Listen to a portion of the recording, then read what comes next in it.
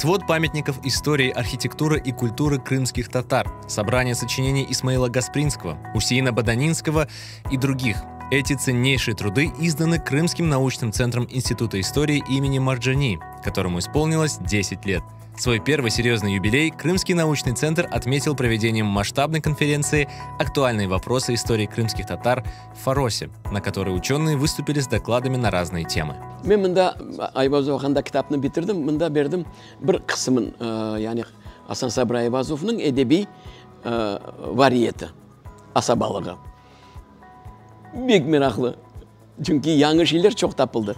O kadar комфортлы 10 yıldan beri çalışmak, makale bastırmak, güçlü bir dergi içinde ve destek almak. Yani bu merkezden destek almak. Bütün benim monografiyalarım, buna şimdi Kene Ayvazov 8. monografiya buna bu arada.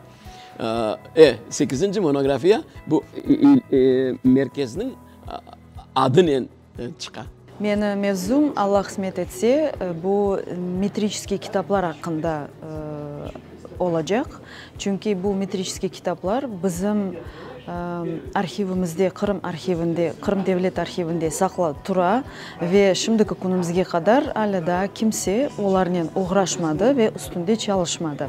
Gerçekten aytqanda bu pek meraklı bir kaynak, böyle Kırım Tatarlarının misal olarak yaşayışı hakkında, nasıl hastalıklarla onlar hasta olaydı, o vakit nasıl balaçıklar pek çok hasta olup vefat etkenler. У меня доклад был сегодня посвященный мифам и фальсификациям по нашей истории Великой Отечественной войны. Завтра у меня будет доклад с МЕТИЦ по истории Крымской ССР. Сегодня благодаря помощи структур татарстанских, этого научного центра, многие имеют возможность приобщаться профессионально к исторической науке, проводить исследования, публиковать очень ценные материалы по нашей истории любых периодов. На конференции были представлены достижения Крымского научного центра за 10 лет работы. За это время было издано более 30 научных работ. За 10 лет данным научным центром под научно-методическим руководством Института истории, в целом Академии наук Республики Татарстан, проделан, я бы сказал, масштабный объем работы. Это, прежде всего, изучение исторического, культурного наследия крымско-татарского народа. Это огромный вклад в укрепление идентичности данного народа. Мне бы хотелось особо выделить, например, свод памятников истории и культуры крымско-татарского народа, который включает в себя несколько томов, освещающие историю культурного наследия крымских татар в городских центрах полуострова, вообще на всей территории Крыма.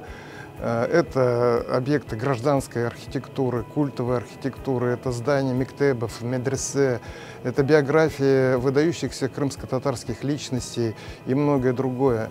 Этот труд имеет не просто научное значение, но он еще имеет и научно-популярное значение для широкой аудитории. Нашим центром ведется работа по собранию сочинений известных ученых, просветителей, интеллектуалов числа крымских татар. Научный журнал «Крымское историческое обозрение».